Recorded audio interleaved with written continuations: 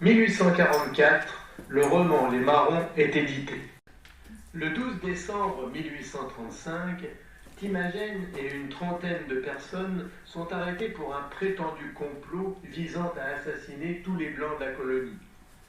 Timagène a 26 ans. Après 8 mois de prison et un procès truqué, Timagène est condamné ainsi que ses co-inculpés à la déportation. Timagène est expulsé en France.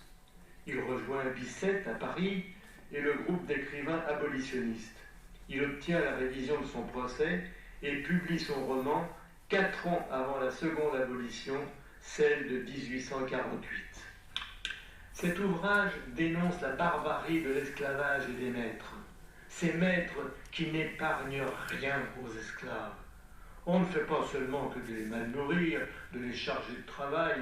Il y a les maîtres qui, tels que le mien, leur coupent le corps à coups de rotin comme à coups de coutelas, qui les chargent de chaînes et les font mourir à petit feu au courbarie et dans les cachots, qui leur cassent les os d'un membre sans regret, leur brûlent la figure avec des tisons, la leur écrasent à coups de pied. Mais dans ce roman, il n'est pas seulement question de la dénonciation de l'inhumanité d'un système, de ses défenseurs et bénéficiaires. Il est surtout question d'avenir, qui se construit avec le marronnage comme terreau. Le marronnage n'est pas la fuite, ni la révolte désespérée, mais bien au contraire ce qui va rendre possible la fertilisation d'un monde meilleur, où il n'y avait ni de conditions parmi les habitants, où tous ils étaient libres, où loin de chercher à faire la guerre, à s'esclaver, à s'entre-détruire, ils paraissaient au contraire heureux de se rencontrer, heureux de se voir égaux, de s'aimer, de s'unir et de s'entraîner. À Paris, son procès cassé, Timogène entreprend les études de médecine, lui qui, dans son île natale, n'a pas été autorisé à poursuivre ses études secondaires au Collège Royal, ni à ouvrir une école. Des études qui ne l'empêchent pas de continuer à défendre avec des juristes, des écrivains et des hommes politiques les idées abolitionnistes. 1944, René, mon père, l'arrière-petit-fils de Timagène, commandant des forces françaises de l'intérieur, FFI, lance l'ordre d'insurrection pour libérer la ville de Nice. Le combat pour la liberté est un combat de tous les temps.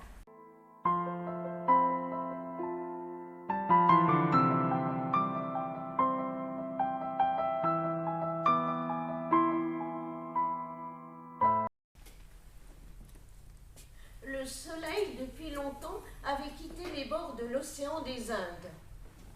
Et la nuit, ordinairement si belle et si limpide, secouant ses ombres et sa fraîcheur, sous le ciel brûlant des tropiques, était nébuleuse et ne laissait poindre aucune étoile. À cette heure, en l'année 1833, 4 individus, presque nus, sortaient d'une même habitation coloniale. Marchant sur la pointe des pieds, ils traversaient, chacun par un chemin différent, un vaste champ de canne à sucre qui s'étendait comme un vaste tapis vert au pied des Salazes, chaîne des plus hautes montagnes de l'île Bourbon.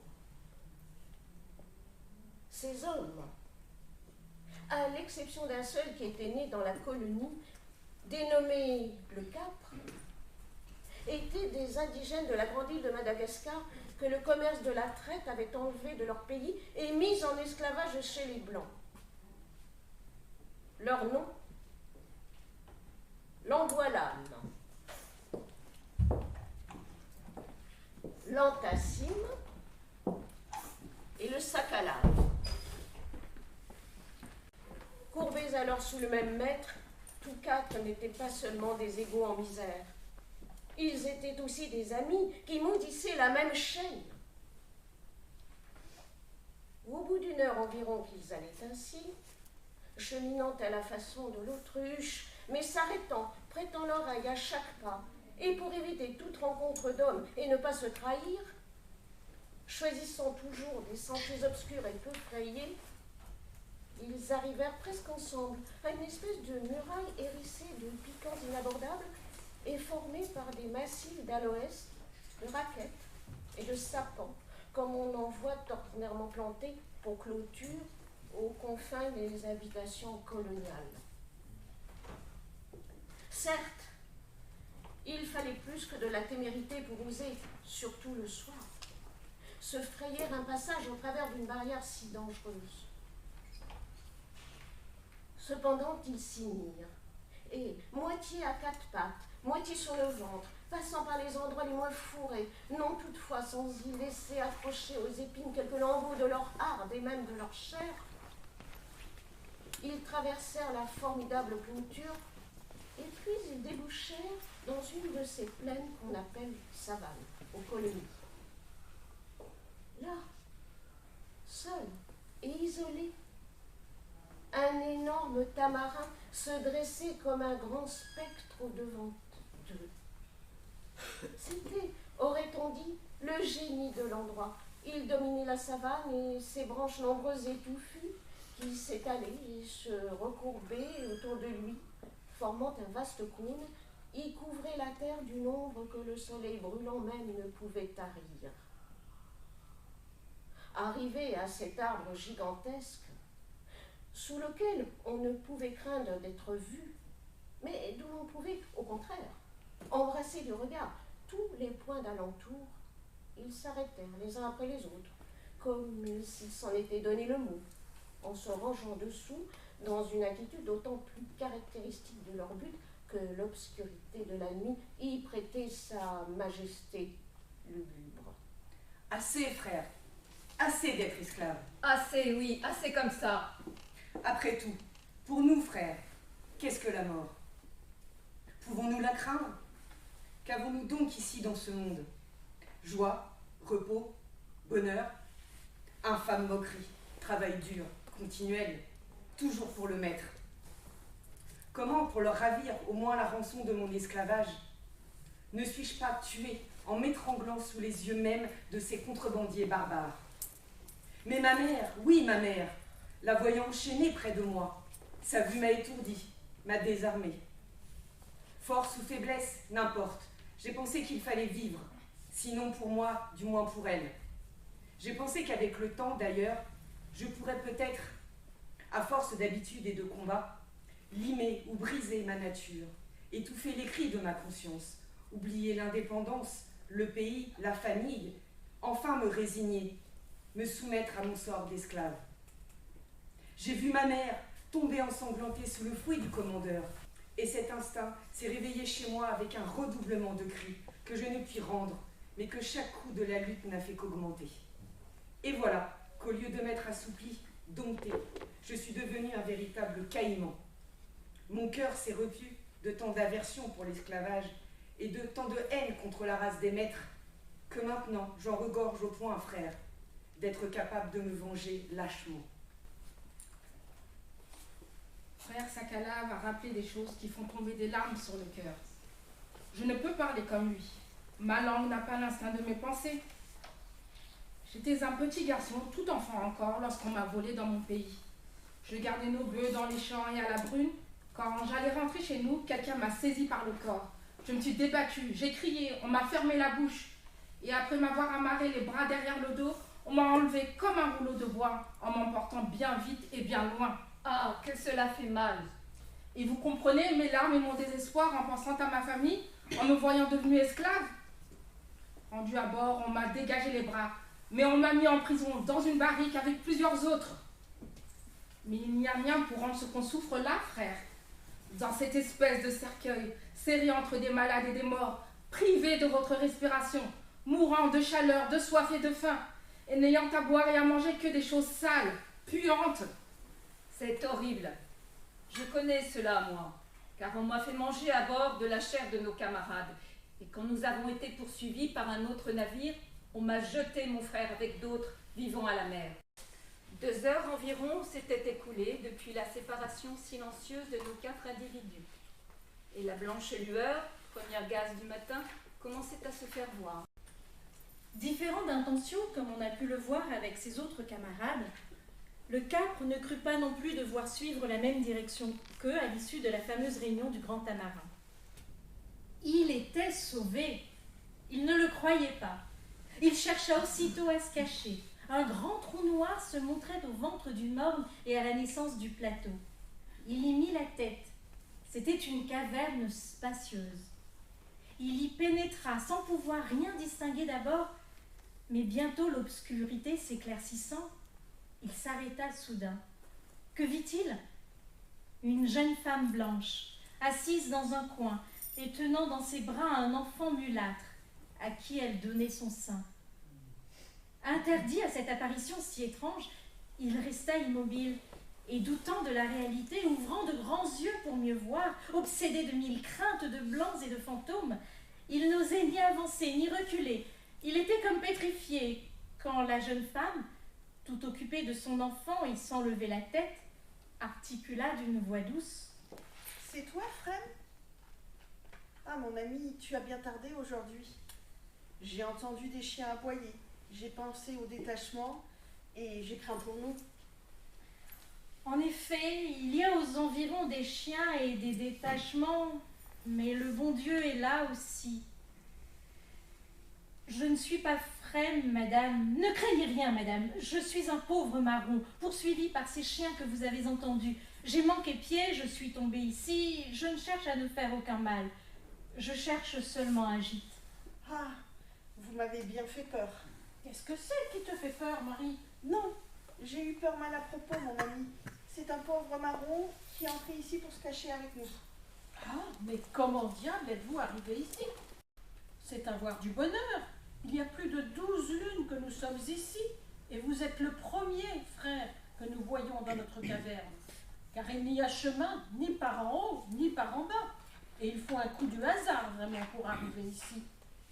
Mais, frère, vous êtes fatigué, vous avez faim. Asseyez-vous là, sur ce banc. Nous mangerons quelque chose ensemble. Ce disant, il tira de sa bretelle quelques fruits qu'il venait de cueillir, et Marie, ayant posé sur une natte étendue à côté d'elle son enfant qui dormait, alla chercher des bananes grillées, des patates douces et une salade de choux palmistes qu'elle avait préparée.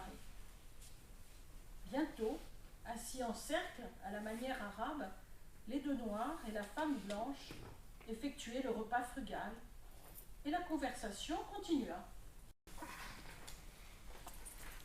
Du passé de Frem, rien de certain. Il fut enlevé d'Afrique lors d'un combat, puis vendu à des Portugais qui le placèrent au comptoir de la côte Mozambique. Revendu à des traitants étrangers qui l'embarquèrent sur un navire avec d'autres noirs achetés sur ce même littoral ensablé, mais la traite n'était plus protégée. Le négrier fut découvert et chassé par une corvette française, puis ramené sur l'île Bourbon, l'ancien nom de l'île de la Réunion. À 6 ans, Frem devint propriété de l'État et déposé dans le camp des Noirs. Le directeur de ce lieu s'en empara pour le donner à ses enfants pour les distraire. Bien logé, nourri et vêtu, Frem n'eut aucun mal à se tirer d'affaire. 2 garçonnets et une fillette adoptèrent ce compagnon de jeu et ne voulaient plus s'en défaire. Le voilà qui participait, sans en avoir l'air, aux leçons de l'instituteur, ce qui n'avait pas l'air de plaire à tous. Mais le mal ou le bien était fait, la chose devenait entièrement acquise, et Frem indispensable, même si déjà très affable. Ses complaisances étaient appuyées envers la fillette de son prénom Marie, plus jeune et plus douce que le garçonnet. Pour elle, il avait 1000 soins, 1000 attentions, et elle lui rendait bien à travers caresses enfantines et bonbons. Entre eux, une espèce d'amitié réciproque innocente grandissait jusqu'à l'adolescence. Les garçonnets furent envoyés en France pour étudier au collège. Marie resta seule dans ce lieu, jadis plein de vie. Frem apparaissait souvent dans ses pensées de gamine, et de son côté, Frem, lui, ne pouvait pas l'oublier. Tout ne peut pas s'oublier. Oublier le temps passé avec elle, oublier leur complicité, ses caresses, rien de sa charmante figure ni gracieuse image ne l'avait quitté. Il voulait continuer à lui offrir des océans de rire et à creuser la terre pour y enfouir ses peurs et ses pleurs. Elle était sa reine. Que n'aurait-il pas donné au monde pour le droit de rester toute sa vie à ses pieds? Esclave dans l'ombre de son ombre, l'ombre de son âme, jusqu'à l'ombre de son chien. Ainsi s'écoulèrent bien des années, où de loin en loin, Frême, bientôt vingtenaire, et Marie ne manquaient jamais de se saluer dans un geste lointain et amical. L'habitation de Frêne était dans le camp des Noirs, juste au-dessus de la maison du directeur. La pendule du temps égrenait ses jours. Jusqu'à cette nuit, où un feu sortit du lieu même qui captivait les regards de Frêne. La maison du directeur du camp s'enflammait. Frêne n'attendit pas une seconde de plus pour y courir, sauver ceux qui y dormaient. C'est Marie qu'il trouva dans un couloir, éperdue et évanouie. Il la sauva des flammes qui gagnaient du terrain et la ramena chez lui. Devenue orpheline et pauvre après l'incendie, Marie trouva en Frêne un généreux appui. Et ne suivant que son cœur pur, elle lui offrit sa main, quelque blanche et honorable qu'elle fût. Sous l'enveloppe ébénée de sa personne, Frêne avait toujours su lui montrer des qualités dignes d'estime et d'amour. À quelques années de là, l'union de Frêne et Marie se déroula au fond d'une espèce de chapelle au Bernica. Ils avaient voulu qu'elle soit aussi sainte aux yeux de l'humanité qu'aux yeux du Créateur. Une vie simple et modeste fut alors réservée à Frêne et Marie dans une habitation proche d'un étang à Saint-Paul. Mais c'était sans compter les fichus préjugés qui n'acceptaient pas qu'un nègre, qui plus est à leurs yeux esclave, épouse une fille blanche. Toute cette colère et ces attaques en excès devinrent telles qu'ils décidèrent d'aller vivre ailleurs, loin de la présence et des préjugés des Blancs. Et une nuit, abandonnant tout ce qu'ils avaient gagné, ils gagnèrent le sommet de la montagne et firent marron.